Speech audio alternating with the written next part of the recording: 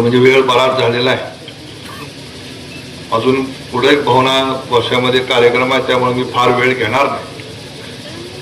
परंतु आज समाधान दादांच्या माध्यमातून आज मोनिका ताईंना ह्या ठिकाणी उमेदवारी देत असताना भारतीय जनता पक्षानं काळे कुटुंबियाला या ठिकाणी एक आधार देण्याचे निर्णय घेतला. पण गेल्या 15 दिवसापासून महिन्यापासून म्हटलं तर हरकत नाही, कल्याणराव आणि आमच्या सहकार्यामध्ये चर्चा होती.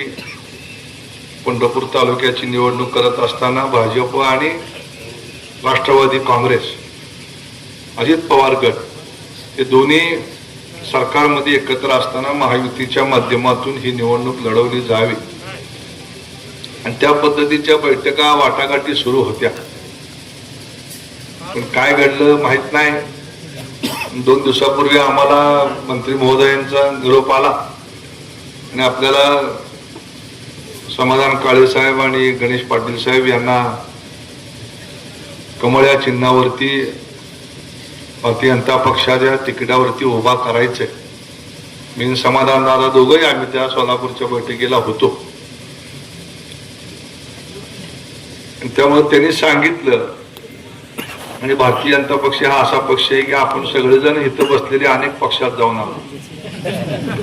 इथं काही केलं चालत होतं, इथं काही करून चालत नाही. एकदा का देवाभाऊचा आदेश झाला, जयाभाऊचा आदेश झाला की जो आदेश असेल तो आदेश स्वीकारणं आणि त्याप्रमाणे काम करणं. त्यामुळं जुन्या पक्षाच्या सवयी सोडूनच काम करावं लागते. मनात असो नसो, पटो ना पटो, एकदा निर्णय झाला की त्याच्यामध्ये कडू द्यावं लागते, तरच तब्येत चांगली राहते आहे. आयुर्वेदामध्ये कडू औषधच असते. त्यामुळं एकदा पक्षानं आदेश दिला, जयभवनीवर चर्चा केली आणि आम्हाला सांगितले की हे प्रवेश करायचे. आणि त्यांनी काल अचानक दुपारी 5 वाजता वेळ दिली की आज सकाळी मी येतोय, पक्ष प्रवेश करूया. अर्ज तर भरलेले आहे. जयभवनाच्या माध्यमातून मी आपल्या सगळ्यांना एकच सांगतो की भारतीय जनता पक्षामध्ये जी जी व्यक्ती येईल त्या त्या व्यक्तीचं या पक्षामध्ये स्वागत केलं. या सगळ्या इथं बसलेल्याच्या पेक्षा मी सगळ्यात पहिला भारतीय बंधू गेलेलो कार्यकर्ता.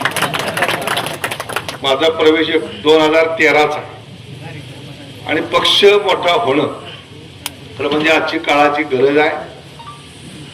दिल्लीपासून गल्लीपर्यंत आदरणीय नरेंद्र मोदी साहेब असतील, देवाभाऊ असतील, जयाभाऊ असतील, सगळी मंडळी रक्ताचं पाणी करून या ठिकाणी सर्वसामान्य माणसाच्या आयुष्यामध्ये सुखाचे दिवस यावेत म्हणून काम करतायत. आम्ही सुद्धा आता 25, 30, 40 वर्ष सगळ्यांनी आपण राजकारण बघितलेलं, पण एवढी धाडसी सरकार या देशामध्ये आपल्याला भारतीय जनता पक्षाच्या माध्यमातूनच बघायला मिळालेलं आहे. रणजित भाई यांनी सांगितलं, मी काय फार सविस्तर बोलणार नाही, जयाभाऊ बोलतील.